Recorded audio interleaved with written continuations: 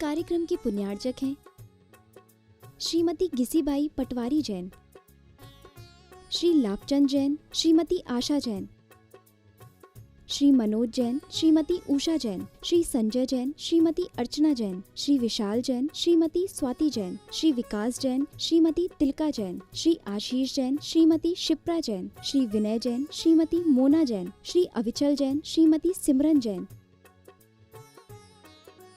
छवि, लक्षिता, ध्रुवी, दक्षिता, परिधि, माही, दिविका, जयेश, कमोद जैन पटवारी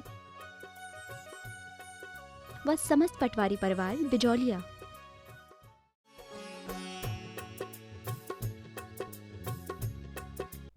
महाराज की जय, समस्त मुनि संघ की जय, परम पूज्य मुनि श्री निष्कंप सागर जी महाराज की जय। अशोकनगर से निर्मल जैन, इनकी जिज्ञासा है महाराज श्री के चरणों में त्रिवार नमोस्तु। महाराज श्री, मेरी जिज्ञासा है कि सम्मूर्छन मनुष्य संगी पंचेंद्रिय ही होते हैं या असंगी भी होते हैं? क्योंकि संगी यदि होंगे तो पर्याप्ति तो इनकी पूरी नहीं हो, फिर कैसे संगी होंगे? कृपया समाधान। पर्याप्ति पूर्ण होना अलग चीज है, क्योंकि संगी पंचेंद्रिय के भी दो भेद हैं, पर्याप्तक और अपर्याप्तक। तो अपर्याप्त नाम कर्म को लेकर के जो आया है वो क्षय पर्याप्ति पूरी शुरू तो करेगा, पूर्ण नहीं कर पाएगा। इसलिए नियम से मनुष्य संगी पंचेंद्रिय ही होता है। मन को डेवलप नहीं कर पाएगा, मन को पूर्ण नहीं कर पाएगा, लेकिन कर्म का उदय होने से वो लब्धि पर्याप्तक सम्मूर्छन मनुष्य भी अपने आप में संगी पंचेंद्रिय है। मन का व्यापार नहीं होगा क्योंकि उससे पूर्ण ही नहीं हुआ और मरण को प्राप्त हो जाएगा। लेकिन पर्याप्तक अपर्याप्तक दोनों भेद संगी पंचेंद्रिय में भी होते हैं।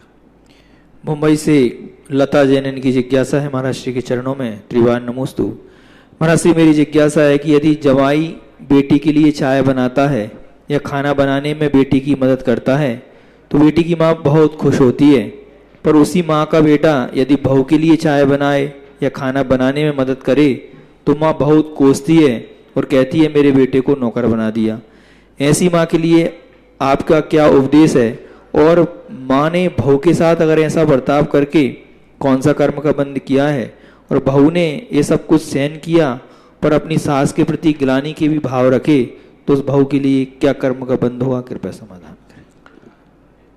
देखो, यदि वह पुरुष पति पत्नी का पार्टिसिपेट करता है, पत्नी को चाय बना देता है, रोटी बना देता है, तो उसको ये देखना चाहिए कि वो मम्मी को भी बनावे। यदि वो सबके साथ मम्मी को तो पानी देवे नहीं और पत्नी को बना के देवे तो गड़बड़ मामला है। अपना नेचर बनाना पड़ेगा, व्यक्ति को निष्पक्ष होना पड़ेगा। ऐसी कोई बात नहीं है कि कोई व्यक्ति परिवार में कहीं ना कहीं अपनी भी भूल रहती है, कहीं ना कहीं हम भी पक्षपात में चले जाते हैं, कहीं ना कहीं हम वो माँ की उम्मीदें पूरी नहीं कर पाते हैं जो माँ को तुमसे अपेक्षाएं थी। एक पत्नी को अपनी पति से जो अपेक्षाएं हैं, एक माँ को भी अपने बेटे से कोई अपेक्षाएं हैं। पत्नी जो चाहती है कि हर पति मेरे अनुकूल हो, मेरी इच्छाओं की पूर्ति करे, तो माँ भी चाहती है कि मेरा बेटा भी मेरे अनुकूल हो, मेरी इच्छाएं पूर्ति करे। तुमने तो बीच में संबंध जोड़ा है, उसने तो जन्म दिया है। यदि बेटा दोनों की अपनी इच्छाएं पूरी करने के लिए सोच लेवे कि मैं दोनों के साथ जो जो उनके नेचर हैं, जो इच्छाएं हैं, दोनों के नेचर को समझो, और दोनों को नेचर को समझ के तुम करोगे तो तुम्हारे दोनों कार्य हो जाएंगे।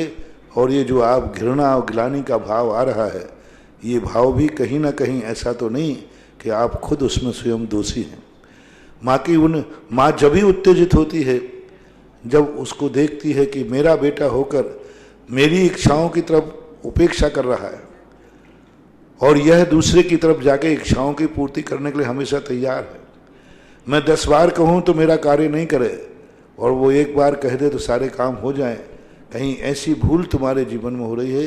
अपने थोड़ा सा निष्पक्ष होकर के जिस माँ ने जन्म दिया है उस माँ की कल्पनाओं और इच्छाओं पर थोड़ा ध्यान दो, तो शायद अभी नहीं आपको समझ में आएगा, जब आपका बेटा और बहू आएगी उस दिन आपको अपनी माँ और पिता के सारे रहस्य समझ में आ जाएंगे।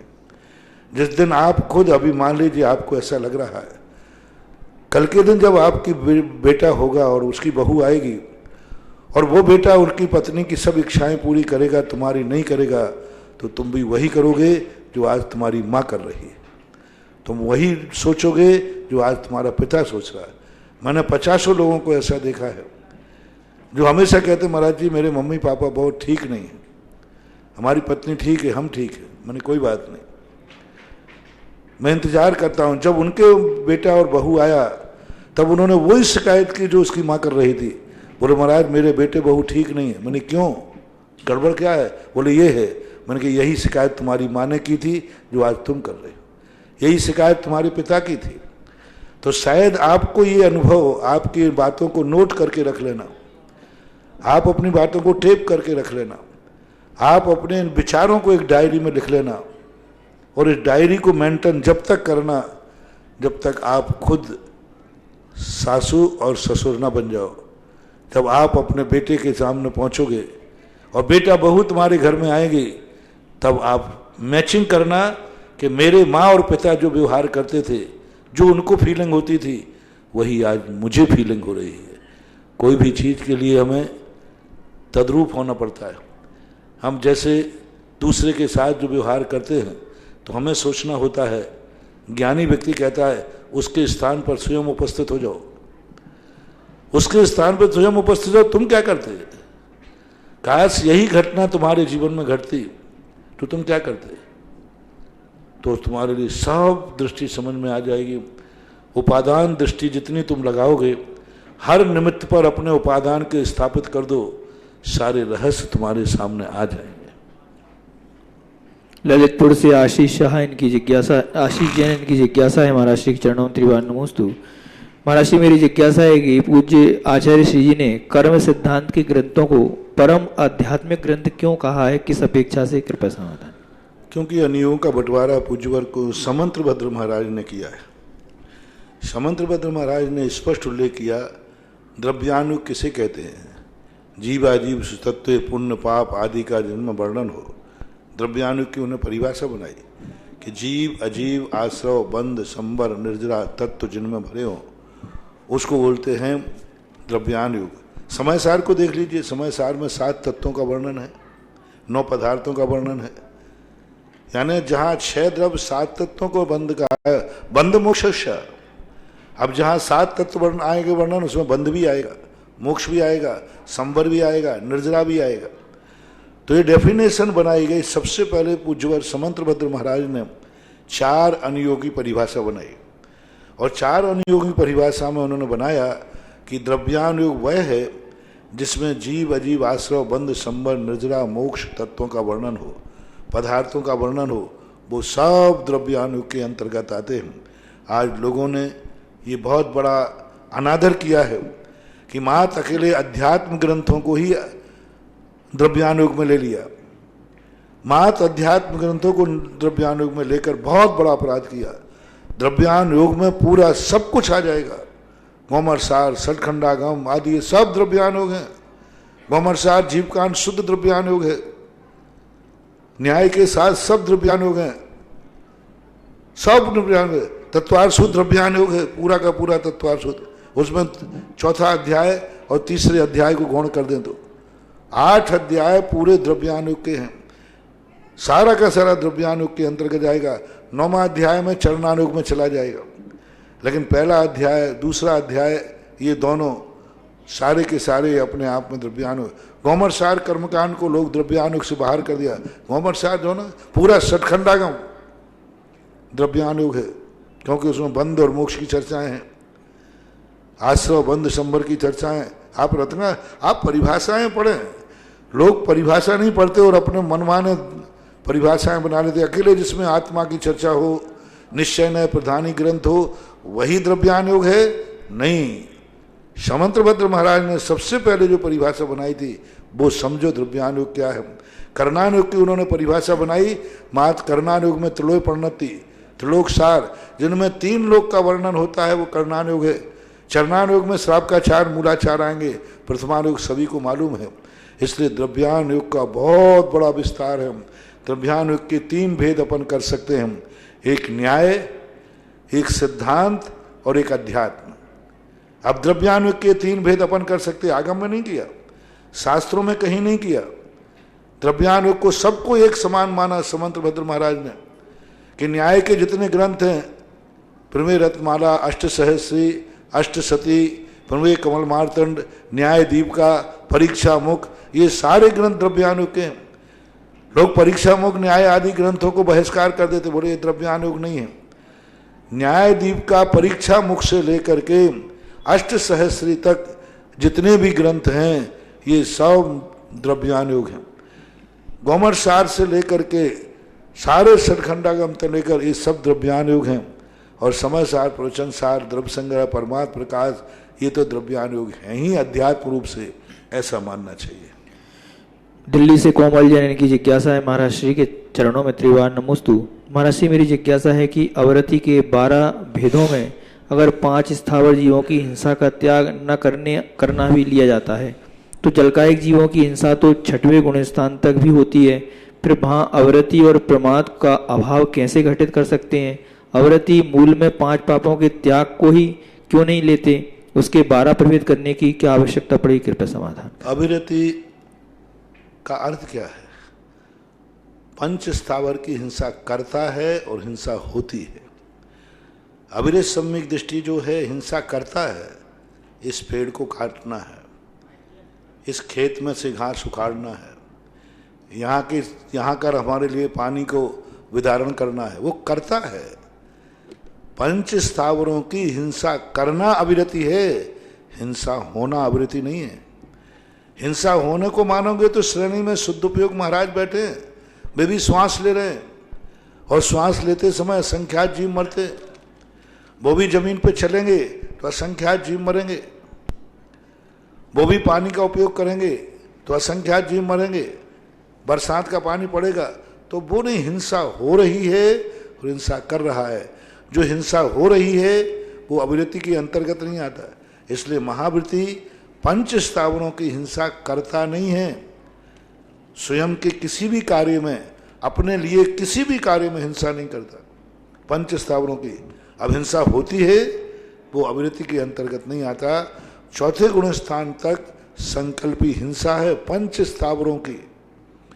पंच स्थावरों की हिंसा है डायरेक्ट। मान लीजिए किसी ने, उसको कार्य करना है तो वो तुरंत कहेगा इसको यहां से हटा दो। मुनिराज अपने लिए चाहिए है तो वे रास्ता बदल देंगे, उसको नहीं हटाएंगे। तो इस कारण में इसमें दोनों में अंतर समझना चाहिए। हिंसा तो निरंतर 12वें गुण स्थान तक कोई ना कोई किसी ना किसी रूप में पंच स्थावरों की हिंसा होती ही रहती है। बस फर्क इतना है, होती रहती है।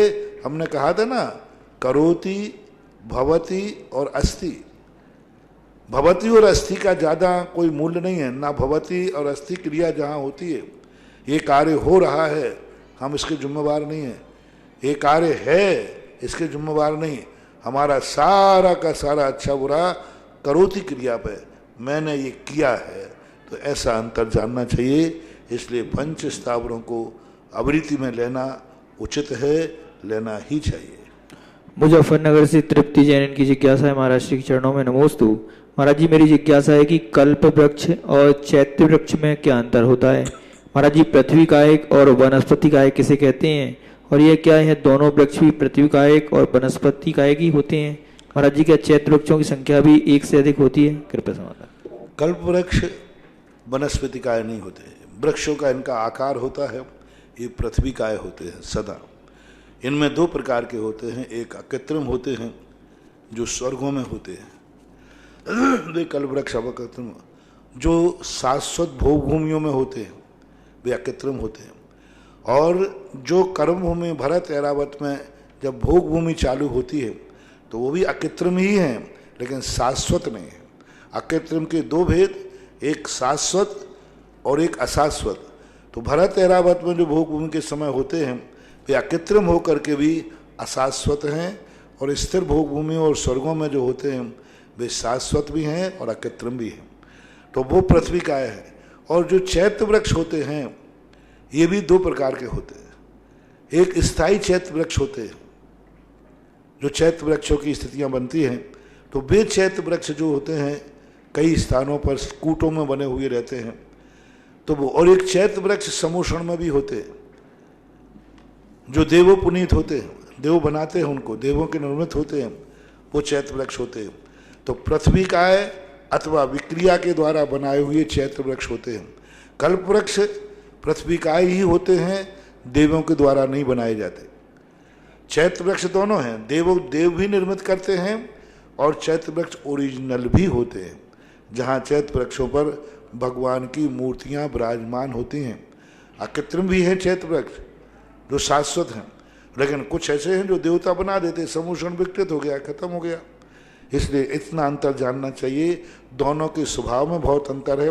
चैत्र वृक्ष के नीचे कोई इच्छाएं पूरी नहीं होती।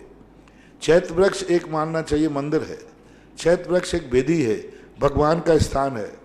और कल्प वृक्ष में सांसारिक जो उनके लिए आवश्यकताएं हैं उनकी पूर्ति करता है।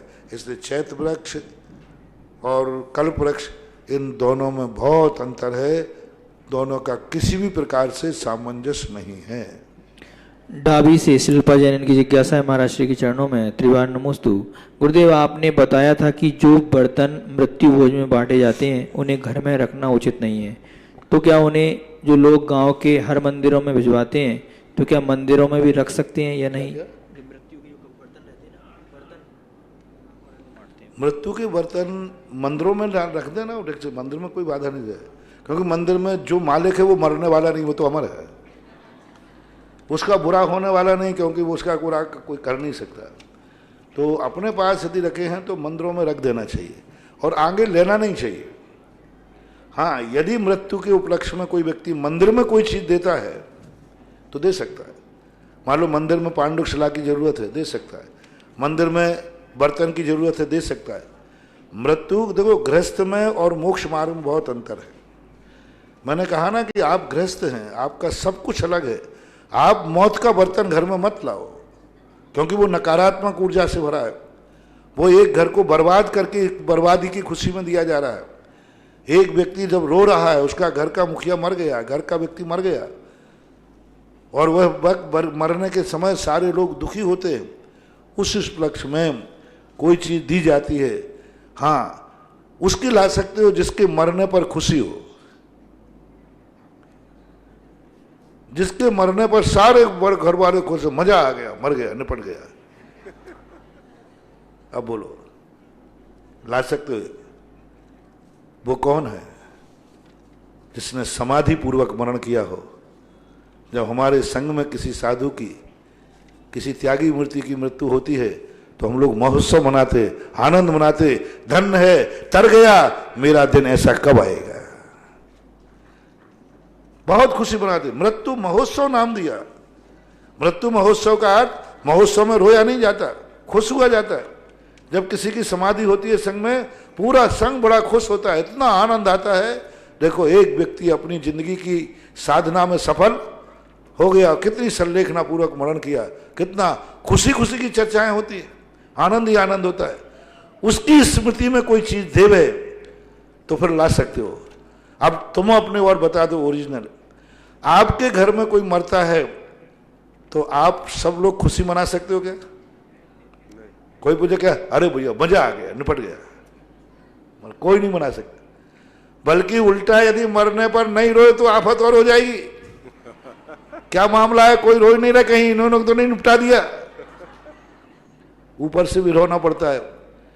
जहां खेद और दुख के आंसू होते हैं उसकी स्मृति घर में सजो के नहीं रखना। जिसके मरने पर किसी को दुख हो रहा है, अभाव हो रहा है, उसने कुछ उपलब्धि नहीं की, उसने कुछ खोया है, उसका खोए हुई वस्तु को अपने घर में नहीं लाना। जिसने कुछ उपलब्धि की है, जो कुछ आनंद से प्राप्त हुआ है, उसकी स्मृति में लाओ। तो मंदिर में यदि अपन कोई चीज रखते हैं किसी की मौत के उपलक्ष्य में, कोई बाधा नहीं, रख सकते हैं। मन अपने पूर्वजों की स्मृति में मंदिर में कब्र बनाओ, धर्मशाला में, कोई आपत्ति नहीं। उनकी स्मृति में वेदी बनाओ, पांडुशिला बनाओ, झाड़ी दो, जो कुछ देना दो। लेकिन मरने की स्थिति में घर का कमरा मत बनाना। अच्छा ये बताओ, आप लोगों ने जब कमरे देते हो मंदिर धर्मशाला में तो उसमें पिताजी की स्मृति में लिखवाते कि नहीं? एक घर बताओ जिसने अपने पिता की स्मृति में मकान बनाया हो, उस पर लिखा हो फलाना भवन पिता की स्मृति में। क्यों भेड़ाघाट में है कोई का, नागपुर में और कहीं पिता की स्मृति में कोई मकान बनाया क्या? कहीं पिता की स्मृति में कोई बंगला बना कहीं क्या? क्यों नहीं बनाया? पिता के मरने के उपलक्ष्य में नहीं बनाना। मकान पर स्मृति में मकान बनाओगे, स्मृतियां ही शेष रह जाएंगी और मकान में कोई रह नहीं पाएगा। मार वो मकान स्मारक बन के रह जाएगा, स्मृति बन के रह जाएगा, क्योंकि किसी के मरने वाले की स्मृति में बनाया है। स्मृति में जो बनाया जाता है उसे भवन नहीं कहते, उसे स्मारक कहते हैं। स्मारक में भवन में कितना अंतर है बोलो? स्मारक कहते अपन जो बनाते ना, कोई भाई ये फलाने की स्मृति बना, उसका नाम स्मारक है, भवन नहीं है। उस भवन में स्मारक में रहा नहीं जाता, वो मात्र स्मृति का चिन्ह बनता है। इसलिए आज तक दुनिया में बड़े बड़े राजा महाराजा बने, किसी बेटे ने अपना मकान रहने का पिता की स्मृति में नहीं बनवाया। लेकिन मंदिरों में स्मृति में खूब बनते हैं, जगह जगह लिखा गया कमरा धर्मशाला स्मृति में बनाई, ये वेदी स्मृति बनाई, क्योंकि ये धार्मिक स्थान है। धार्मिक स्थान में बनाने से वह नियम से धार्मिक रूप है, क्योंकि यहाँ संसार की उपलब्धियों का अभाव है। यहाँ संसार नहीं चाहिए, परमार्थ चाहिए। तुम्हें तो संसार चाहिए, और जब तुम्हें संसार चाहिए है तो मरने की कोई स्मृति अपने घर में नहीं रखना, और रखी हो तो मंदिर में जाकर के दे आना। ऑनलाइन जिज्ञासाओं के बाद यहाँ उपस्थित सभी श्रावकाएं और जिनवाणी चैनल और सुधा कलश चैनल के माध्यम से देख रहे देश विदेश के सभी श्रावकों की ओर से परम पूज्य श्री के चरणों में कोटिशः नमोस्तु नमोस्तु नमोस्तु गुरुवर। आज की प्रथम जिज्ञासा रख रहे हैं निर्मल कुमार जी कालाचांद जी खेड़ी, और तैयार रहेंगी श्रीमती सुमन जी जैन केथून। नमोस्तु गुरुदेव नमोस्तु। वज्र ऋषभ नाराज सहनन किसे कहते हैं? वज्र ऋषभ नाराज सहनन किसे कहते हैं? वज्र ऋषभ नाराज सहनन तो क्या पूछना चाह रहे बोलो ना, किसे कहते हैं? कैसे कहते? आगे पीछे बोलो ना, आगे लेते ही बोल दिया। वज्र सब नाराज संगनन किसे कहते हैं? वाक्य तो पूरा करो। वज्र सब नाराज संगनन कहलाता है जिनकी हड्डियां मजबूत होती है, वज्रमय होती है, और इनके जहां जोड़ होते हैं इनके हड्डियों के ऊपर एक बेस्टन लगा रहता है, यानी जल्दी फ्रैक्चर नहीं होता। जैसे आप कोई तखत बनाते हैं तो तखत पे पाए लगे रहते हैं, और उसके बाद एक लोहे का पाया और लगा देते हैं, वो पायचा, जिससे वो टूटता नहीं। तो इन हड्डियों के ऊपर जो होते हैं, इन हड्डियों के ऊपर एक कवच रहता है, जिससे वो गिर जाएं पड़ जाएं तो उनको इतने जल्दी फ्रैक्चर नहीं होता है। वो वज्र के कहलाते हैं, वज्र विषम नाराज संगनन बोलते हैं। सुमन जी जैन केथून के बाद तैयार रहेंगी विरम जी जैन आष्ठा। नमोस्तु गुरुदेव। क्या कोई व्यक्ति गृहस्थ जीवन के कार्य आत्मा की शक्ति से कर सकता है? और क्या वह सम्यक दृष्टि है? सम्यक दृष्टि जीव ईर्ष्या अत्याचार और तानाशाही कर सकता क्या है? फिर से बोलो। क्या कोई व्यक्ति गृहस्थ जीवन के कार्य आत्मा की शक्ति से कर सकता है? क्या कर सकता है? गृहस्थ जीवन के कार्य। क्या बोल रहे भाई? क्या बोल रहे? कौन?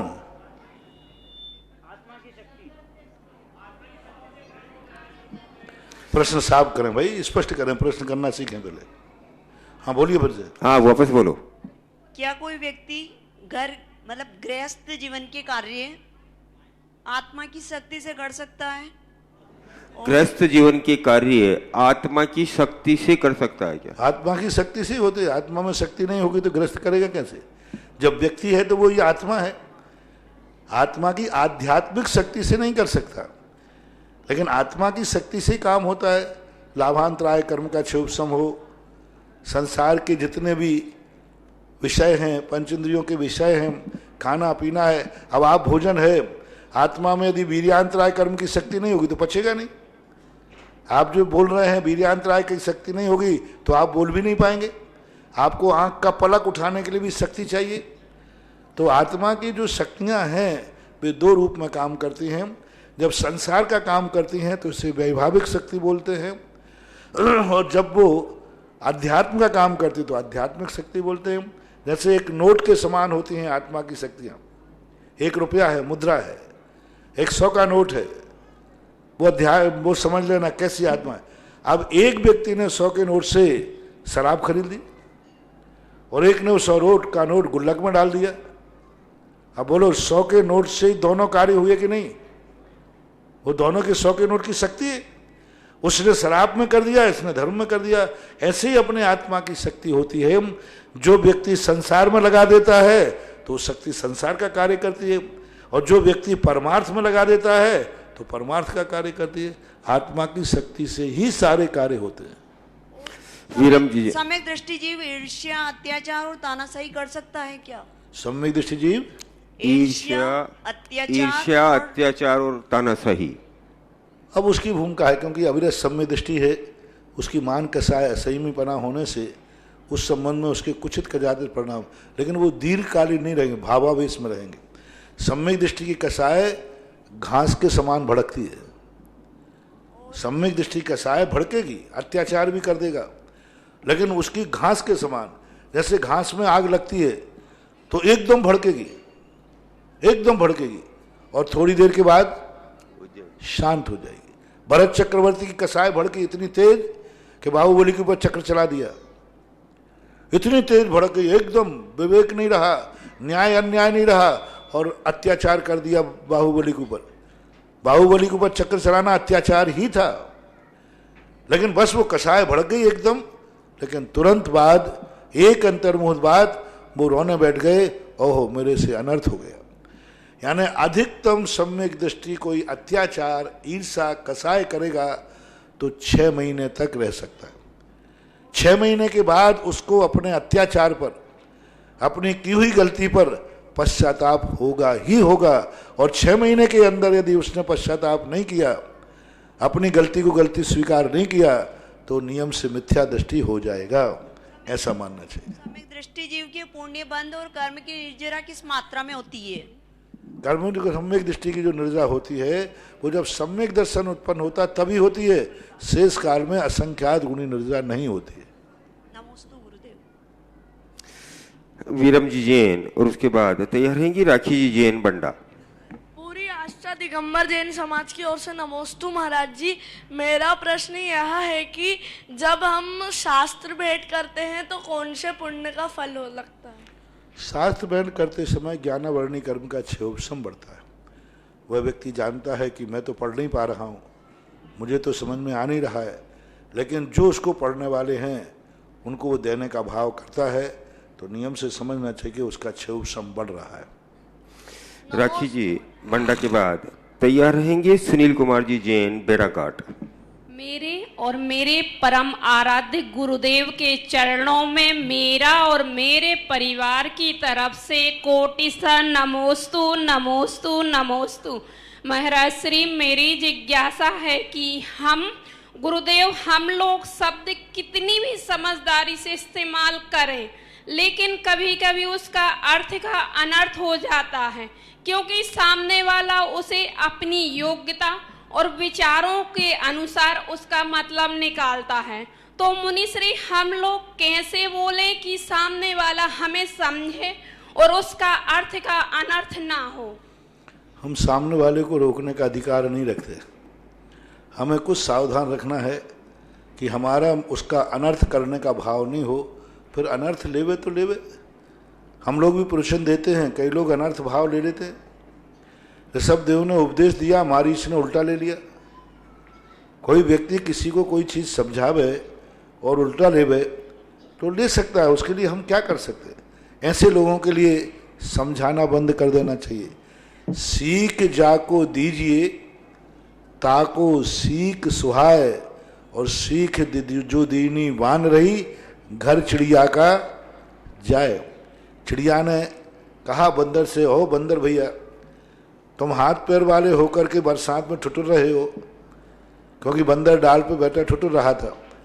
उसी बाजू में चिड़िया थी, वो घोंसले में बैठी हुई बढ़िया आराम से पानी से बच रही थी।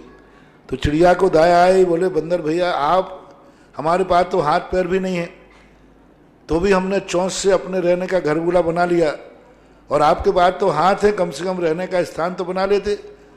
तो बंदर कहता अच्छा तू मुझे शिक्षा दे रही है, और गया उतर करके और चिड़िया का घोंसला कर दिया।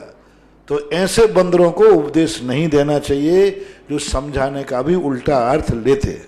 और महाराज श्री सुनील जी। हम लोग रोज विधान करते हैं, मारना तो बनाते नहीं है, तो उसका क्या अपन को पुण्य मिलता है फिर? देखो मारना का जो अर्थ है वो तो है ही। अब ठीक है नंबर कम मिलेंगे, कोई बात नहीं। सुनील जी जैन के बाद तैयार रहेंगी आशा जी जैन ललितपुर। पूज निर्व्यापक मुनि श्री पुंगव सुधा सागर जी महाराज के चरणों में पूरी भेड़ाघाट क्षेत्र कमेटी और पूरे भेड़ाघाट परिवार की ओर से त्रिवार नमोस्तु। महाराज श्री मेरी जिज्ञासा ये है कि आप जब जबलपुर में आपका चातुर्मास हुआ था, उस समय आप गमन करते हुए भेड़ाघाट में आपके चरण कमल की रज हम लोगों को प्राप्त हुई थी। आज आपने भेड़ाघाट मंदिर में अनेक दोष देखकर नया जिनालय निर्माण के लिए आपने हम लोगों को आशीर्वाद दिया था। मैं इस भावना के साथ आपसे निवेदन करना चाहता हूं कि आपके समक्ष जिन लोगों ने भी बोलियां वगैरह ली थी, अपना नाम दानदाताओं की लिस्ट में लिखाया था, वह अब ज्यादा कर लोग वह राशि देने में थोड़ी सी आनाकानी कर रहे थे। महाराज जी मेरी ये जिज्ञासा है कि अगर चूंकि भेड़ाघाट एक विश्व प्रसिद्ध पर्यटक स्थल है और वहाँ पे अनेक देशी विदेशी पर्यटक आते हैं, जैनी लोग घूमने आते हैं, मंदिर का निर्माण 75% तक कंप्लीट हो गया है, 25% में और मैं चाहता हूँ कि आपका आशीर्वाद जैसा बिजोलिया को मिला है वैसा हम भेड़ाघाट वालों को भी मिल जाए।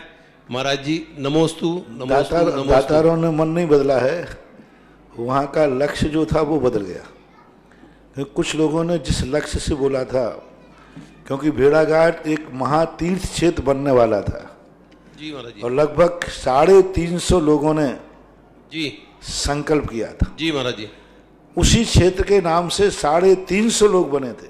जी महाराज जी, अब वो किसी अपरिहार्य कारणों से वो स्थगित हो गया, तो वो दातारों के मेरे पास भी आते हैं लोग जी कि महाराज जी हमने तो ये संकल्प किया था, वो तो अब वहाँ पूर्णता की ओर अभी कुछ दिख नहीं रहा है।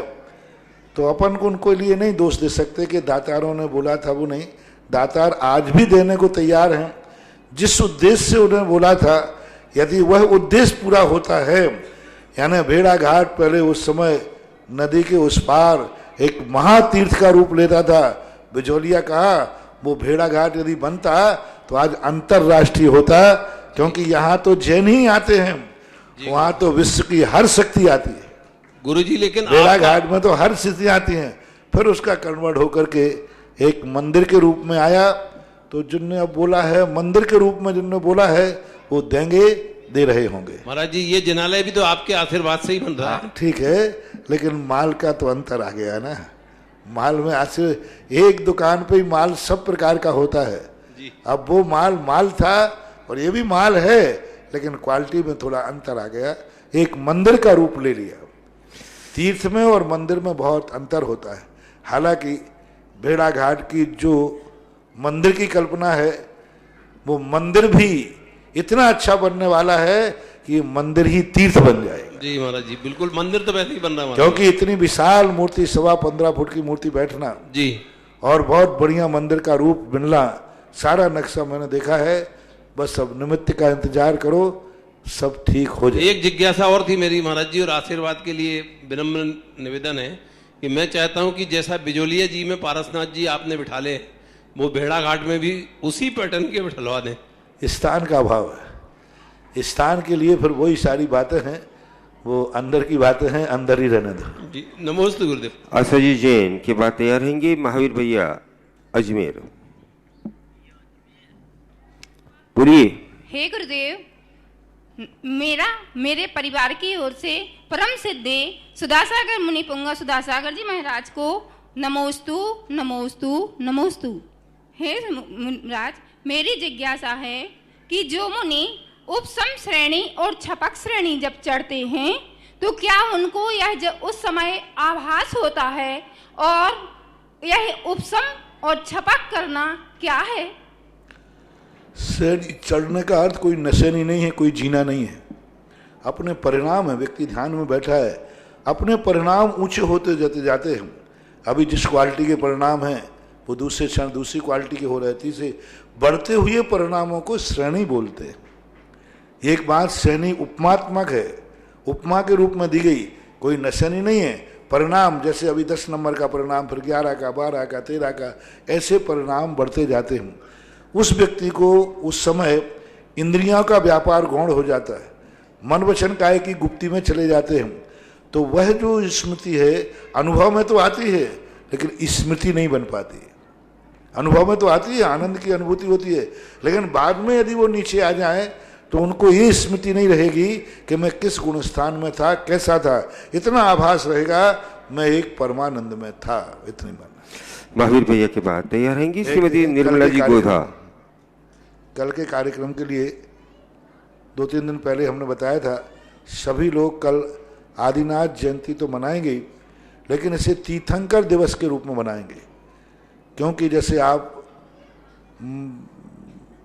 मदर डे मनाते हैं, फादर डे मनाते हैं, शिक्षक दिवस मनाते हैं, और दिवस भी मनाते हैं, ऐसा ही जैनी आदिनाथ की जयंती को तीर्थंकर दिवस मनाएं। तीर्थंकर दिवस इसलिए मनाएं, युग में सबसे पहले तीर्थंकर कौन हुए थे? ऋषभदेव। पहला जीवन में तीर्थंकर का जन्म हुआ था, इसमें इसको तीर्थंकर दिवस के रूप में मनाएं। और तीर्थंकर दिवस की शुरुआत, कोई पूछे तीर्थंकर दिवस क्यों है, तो बताना कि आज हमारे प्रथम तीर्थंकर ऋषभदेव का जन्म है। कोरोना वायरस के कारण से बहुत सारी स्थितियों में परिवर्तन आया। अभी चांदखेड़ी के अंदर निकला, पेपर में आया, वहाँ के अध्यक्ष हुकम काका ने कहा 200 साल से जो निरंतर परंपरा चल रही थी कि आदिनाथ जयंती पर जुलूस निकलता था, लेकिन कोरोना वायरल ने 200 साल की परंपरा पर भी स्टे लगा दिया, यानी गवर्नमेंट ने उसके भी रोक दिया।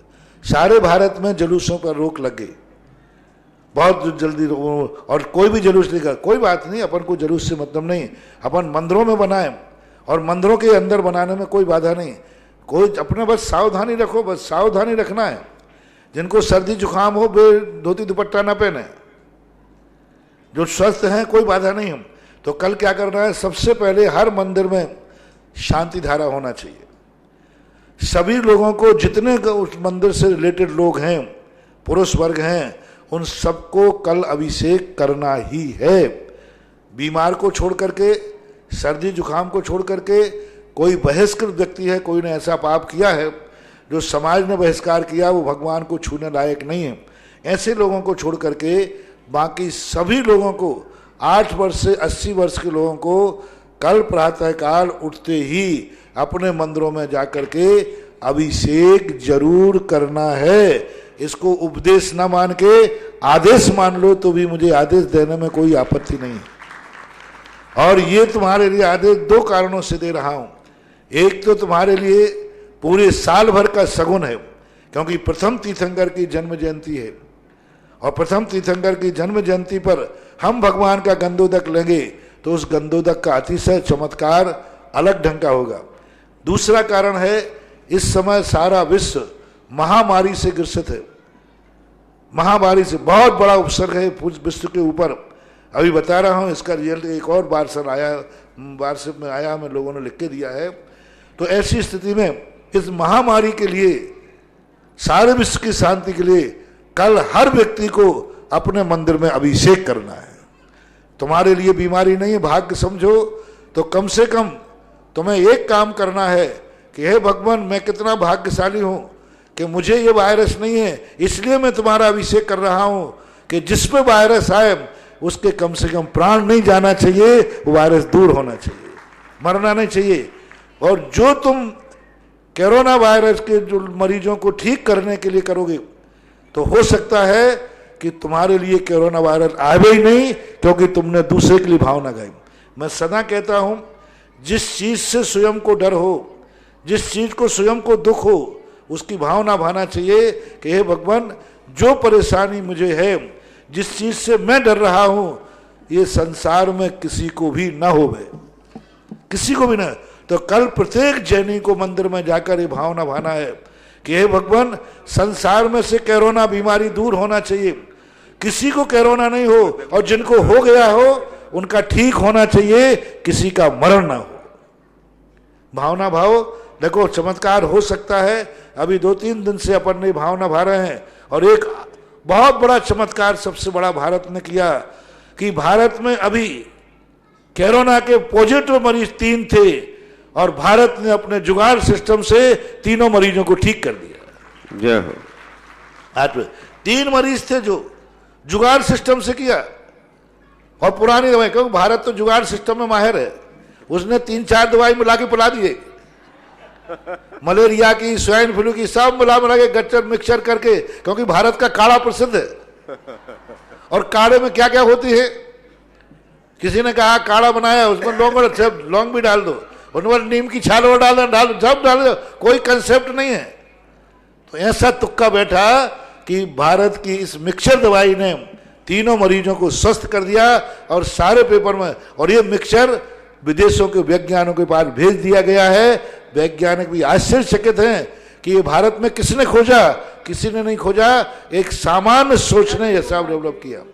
तो आप भी ये बात करें, ऐसा सोचें, कल हमारा गंधोदक, सारे भारत के जैनियों के अभिषेक का गंधोदक ऐसा चमत्कार दिखाए कि बहुत जल्दी 15 दिन के अंदर विश्व ये घोषित कर देवे कि कोरोना से सारा विश्व मुक्त हो गया। और तुमसे मैं ज्यादा नहीं मांग रहा हूं, न तुमसे धन दौलत मांग रहा हूं, मात्र इतना प्रत्येक जैनी से कहना चाहता हूं, कल प्रत्येक जैनी को अपने मंदिर में जाकर अभिषेक करके और कोरोना वायरस के लिए महाबीमारी को दूर करने की भावना भाना है। बहुत महंगा तो नहीं हो गया है? नहीं। बड़ा कष्ट हो रहा हो इसमें? नहीं। कुछ नहीं करना, धोती, कल सबको घर घर में एक अभियान चलाओ, आज अभिषेक करने जरूर जाएंगे, क्योंकि सारा विश्व संकट में पड़ा। सोचो, विचार करो, परीक्षाएं इसके तो गई, स्कूल इसके तो गए, कितना करोड़ों अरबों खरबों का नुकसान हो रहा है, चारों तरफ भय का जमाना है। कल आचार्य महाराज को इतनी भीड़ थी, आचार्य महाराज को प्रवचन गौण समाप्त करना पड़े, क्योंकि पंडाल में बहुत जगह भरी हुई थी, सबसे छुट्टी है। तो आचार्य ने कहा जब भीड़ से बचा जा रहा है तो आचार्य श्री को प्रवचन बंद करना पड़े। कल रविवार को आचार्य श्री ने प्रवचन नहीं दिए भीड़ के कारण, क्योंकि वो शहर में बैठे हुए। अब इंदौर की भीड़ तो आप जानते। तो अब ऐसी जहां पर बीमारी फैल रही हो, आपको इतना सस्ता उपाय बता रहा हूं कि आप जाके मंदिर में अभिषेक करें, और अभिषेक करते हुए भावना भाएं कि ये महामारी दूर हो। इतने सस्ते में भी यदि कल जो अभिषेक नहीं करेगा, तो ये भी फरमान सुन लीजिए, कल के दिन तुम्हारे ऊपर कोई बीमारी आएगी तो कोई दुनिया की भावना तुम्हारे पास काम नहीं करेगी, और तुम लाइलाज होकर के मरोगे। क्यों? जब तुम दूसरों के लिए नहीं कुछ कर सकते हो, तो दूसरा भी तुम्हारे लिए टेट फॉर टेट। जब हम दूसरों के लिए नहीं कर सकते कुछ, एक लोटा भगवान के ऊपर डालकर हम दूसरों की भावना नहीं कर सकते, कल के दिन तुम्हारे ऊपर संकट आएगा, फिर मत कहना कि महाराज हमारे लिए शांति धारा करो, तुम्हारे लिए शांति धारा कोई प्रभाव नहीं करेगी। जो दूसरों के लिए नहीं जी सकता है, दूसरे भी तुम्हारे लिए कुछ नहीं कर सकते। कल के दिन तुम्हारे ऊपर कोई बीमारी आएगी, तुम कितनी भी शांति धारा करना, कोई असर नहीं होगा, क्योंकि कभी तुमने दूसरों के लिए एक कलश उठा के भगवान को नहीं डाला। इसलिए जो व्यक्ति चाहते हैं कि मेरे जिंदगी में कभी बीमारी नहीं आए, कल दूसरों के लिए आपको अभिषेक करना है, पूरे विश्व के लिए अभिषेक करना है, ऐसा करना है। दूसरा कार्य करना है, अभिषेक के बाद सब लोगों को सामूहिक रूप से बैठकर मंदिर में भक्तांबर विधान करना है। और भक्तांबर विधान में जो आपको आदिनाथ भगवान का भक्तांबर विधान सारी दुनिया में पहुंच गया, शायद कायम है, पीडीएफ जो भी आपका होता है मैं जानता नहीं हूं, पीडीएफ में सबको डाल दिया गया है। उस विधान को अपना निकाल कर करें। उसका मंत्र है ओम ह्रीम क्लीम छूम क्षेम घ्रोम रिद्धि सिद्धिदायक आदिनाथाय नमः। इसका मारना भी बना दिया गया है। इसका मारना बनाना केसर से बना लेना, रंग से बना लेना, फ्लेक्स में बना लेना, इस मारने को इस मंत्र का मारना बनाकर इसका जाप करके, और ये भी न मिले तो जो भक्तांबर आप करते आए हैं क्लीम का जो मरना भक्तांबर वो मार लेना, कोई जरूर नहीं। यदि ये आपको ना पहुंच पाए तो जो हमेशा से भक्तांबर पाठ करते आए उसका विधान प्रत्येक मंदिर में, भारत का ऐसा एक भी दिगंबर जैन मंदिर नहीं बचना चाहिए। कल इस कोरोना महाबीमारी को दूर करने के लिए हर मंदिर में भक्तांबर विधान होना अनिवार्य है, होना है या नहीं होना है। इतना सस्ता उपाय तुम्हें बता रहा हूं कि एक मंदिर नहीं बचना चाहिए, हर मंदिर में कल भक्तांबर विधान होगा, ऐसा मेरी भावना है, ऐसा मेरा उपदेश है। उपदेश नहीं, आदेश मान ले तो कोई आपत्ति नहीं है। 1 घंटे का विधान है, 1 घंटे आप विधान भाइये, और ये भाना, और उस विधान में हवन जरूर करना, बिना हवन के ये बीमारी जाने वाली नहीं है। और हवन जो अष्टांगी धूप आती है बना लेना, धूप नहीं मिले तो चंदन को घिस लेना, वो भी नहीं मिले लौंगों को बांट लेना, और लौंगों के बांट करके चूरे से हवन कर देना। लेकिन हवन जरूर करना भक्तांबर विधान के बाद। 15 मिनट का हवन होता है, लेकिन उस हवन में बहुत बड़ी ताकत होती है। वो हवन का धुआं हर मंदिर में से निकलेगा, वो धुआं इस वायरस को विश्व से बाहर कर देगा और दूर कर देगा। इसलिए हवन बिना भक्तांबर विधान का फल नहीं मिलेगा। शाम को सभी को अपने मंदिरों में 48 रिद्धि मंत्रों के द्वारा भक्तांबर आरती करना है। भक्तांबर होता ना, वो 48 दीपक जलते, एक एक दीपक जलाते जाना, एक एक रिद्धि मंत्र पढ़ते जाना, और इनके बीजाक्षरों के माध्यम से उनकी वो आरती जो बनी है, या जो भक्तांबर पाठ का जो शाम को है। तो ये दिन भर के 3 काम दिए मुख्य रूप से। पहला काम क्या है? प्रत्येक व्यक्ति को क्या करना है? अभिषेक करना है।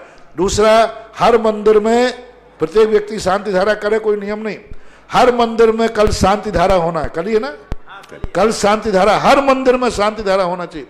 और बाद में मांगनंदी आचार्य महाराज की। दूसरा, भक्तांबर विधान हर मंदिर के अंदर होना है, जितने लोग बैठे हो उतने सही, लेकिन विधान होना चाहिए, हवन होना चाहिए, और शाम को रिद्धि सिद्धि मंत्रों के द्वारा भक्तांबर होना चाहिए। मेरे पास तो जो इस कोरोना वायरस को भगाने की दवाई थी मैंने तुम्हें दे दी।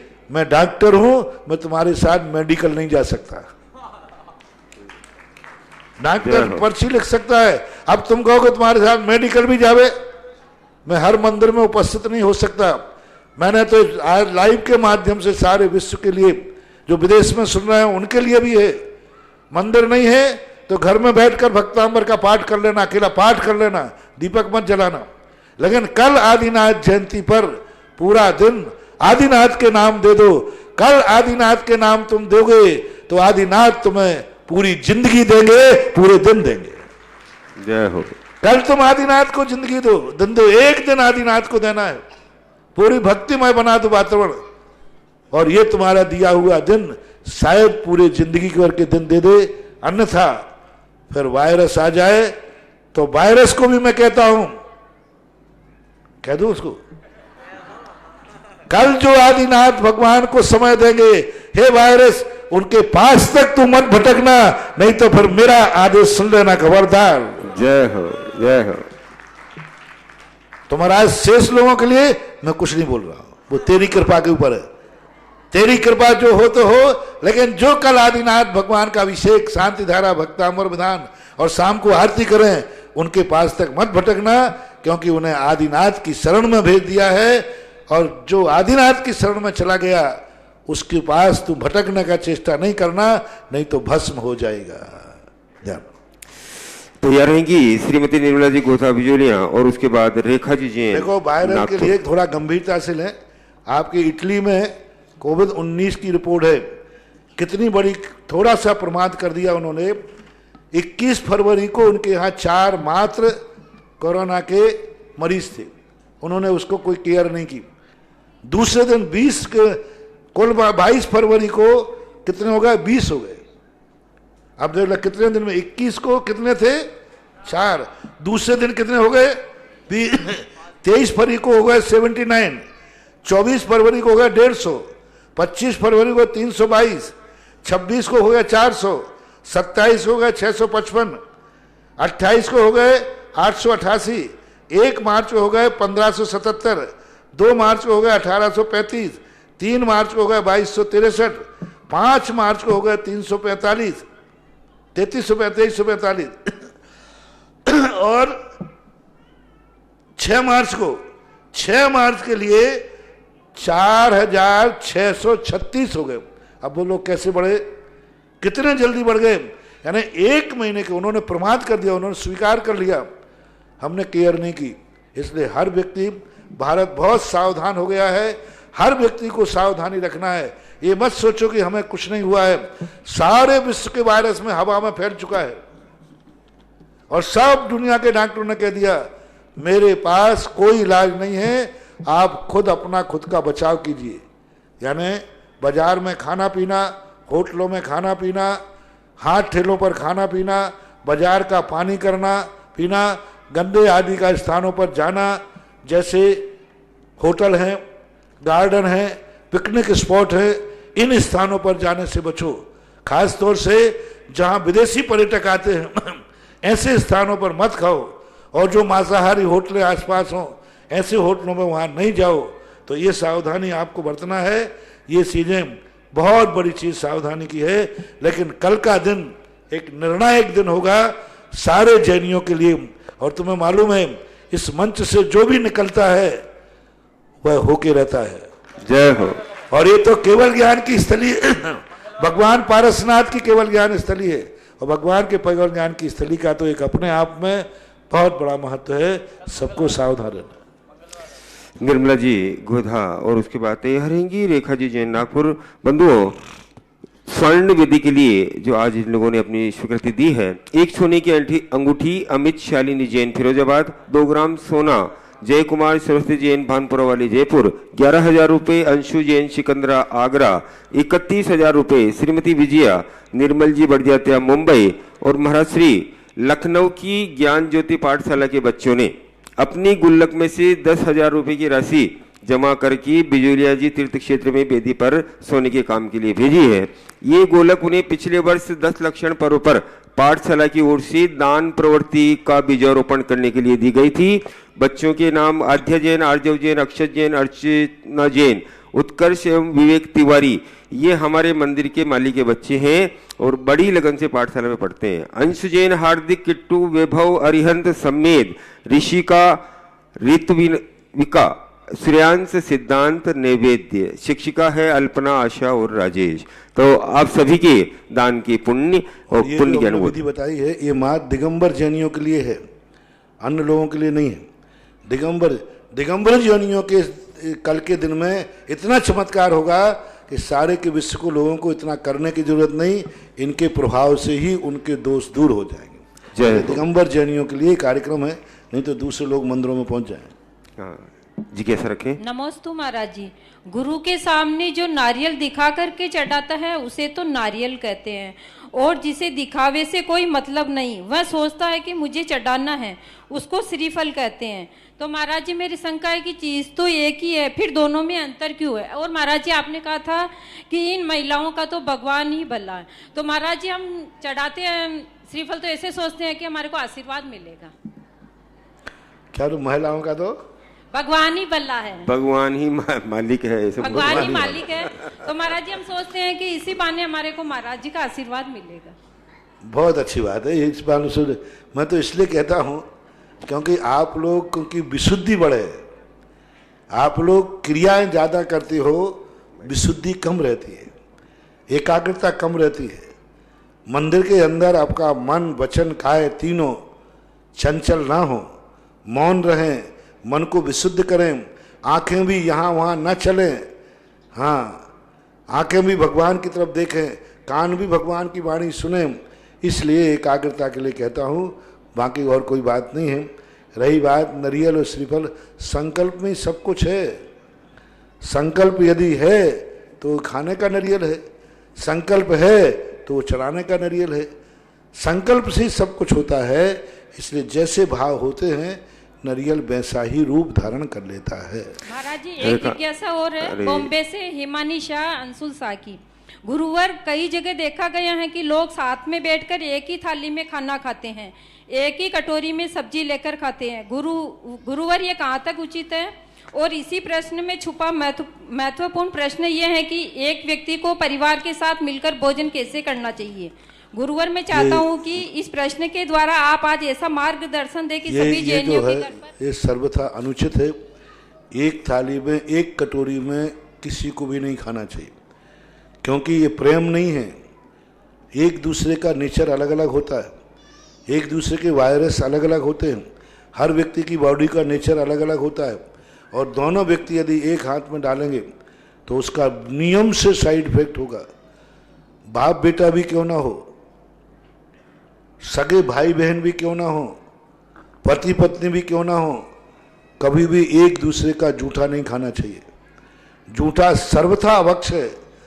सारे अभक्षों से तो मां धार्मिक हानि है, लेकिन जूठा अभक्ष खाने से शारीरिक हानि हो सकती है, कभी नहीं खाना चाहिए। यहां तक कि मुनिराज की अंजलि का भी, यदि मुनिराज की अंजलि में हार पहुंच गया, कई लोग जो हैं मुनिराज की अंजलि का हार ले लेते हैं और कई महाराज देते हैं प्रसाद के रूप में। नहीं, मुनिराज की अंजलि में पहुंचा, श्रद्धा भक्ति अलग चीज है, वो उच्छिष्ट हो चुका है, जूठा हो चुका है, और जूठा अभक्ष की कोटि में आता है।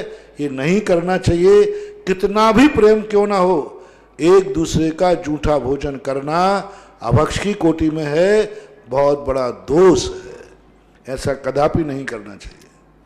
रेखा जी जैन के बाद तैयार रहेंगी कुसुमलता जी जैन सहारनपुर। नमोस्तु महाराज जी, नमोस्तु महाराज जी, नमोस्तु महाराज जी। महाराज जी, हम जिस मंदिर में जाते हैं वहाँ पर 3 लोग के नाथ के बाजू में पद्मावती माता जी रखी है। माइक पास में रखो। उसमें 3 लोग के नाथ के बाजू में पद्मावती माता जी रखी है, उसकी परिक्रमा लगा सकते हैं क्या? पता नहीं क्या बोल रहे महाराज, माइक पास।